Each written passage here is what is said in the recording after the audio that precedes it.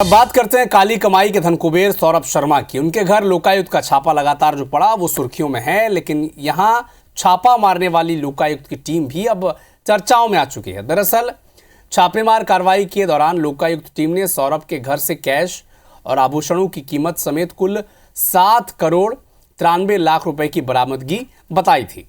लेकिन कोर्ट में लोकायुक्त ने जो नोट शीट जमा की है उसमें छापे के दौरान जो बरामद हुए सामान है उनकी कीमत महज 54 लाख रुपए शो किया गया है। यानी एक तरफ लगभग 8 करोड़ बरामद किया गया, ये सूचना मिली, और कोर्ट में जो दस्तावेज पेश किए गए उसमें केवल बताया गया कि 54 लाख रुपए ये हैं।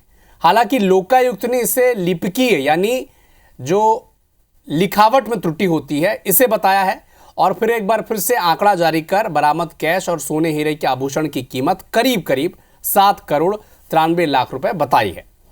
लोकायुक्त पर इस बात के लिए अब सवाल भी उठ रहे हैं उन पर कि उसकी मां के लिए बन रहे 5 करोड़ के घर और ग्वालियर स्थित घर में दबिश क्यों नहीं दी गई।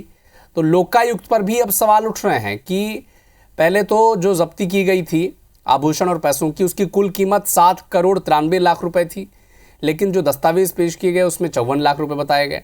सवाल ये भी उठता है, हालांकि जब ये सवाल उठे तो लिपिकीय त्रुटि उसे बता दी गई, लेकिन सवाल ये भी उठ रहा है कि ग्वालियर और भोपाल के जो दूसरे घर हैं जिसपे उनकी मां के नाम से वो घर दर्ज हैं, उन पर क्यों दबिश दी नहीं गई। तो ये कई सवाल हैं जो लोकायुक्त की टीम पर भी अब उठ रहे हैं।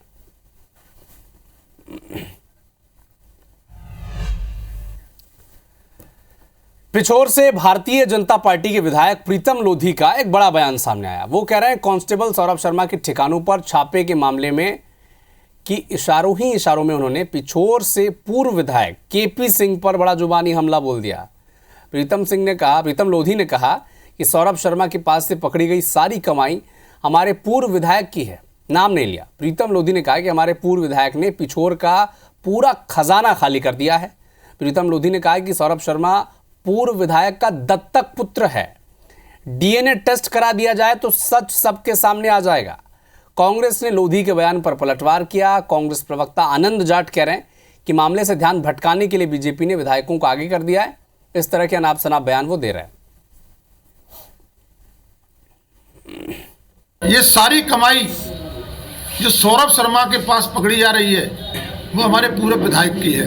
सौरभ शर्मा की जायदाद और कुबेर का खजाने को ये इनके दस्तक पुत्र है। दस्तक पुत्र यानी अगर इनका डीएनए टेस्ट अगर सच्चाई अगर जानना चाहती है प्रशासन, अगर सच्चाई इसको खोलना चाहती है इस प्रकरण को, तो इनकी डीएनए टेस्ट कराया जाए। जो आज पकड़ी जा रही है इसका खुलासा किया जाए। किसी भी प्रकार की जांच से ध्यान भटकाने के लिए अपने विधायकों को आगे करके ऊल जलूल बयान दिलवा रही है। परिवहन मंत्री का महकमा है और सरकार है, उसको सामने आकर स्पष्ट क्यों नहीं करती है कि ये घोटाला क्यों हुआ। क्योंकि 20 साल से भाजपा की सरकार है मध्य प्रदेश में, और ये लूट की झूठ की जो सरकार है, इस सरकार को जवाब देना होगा।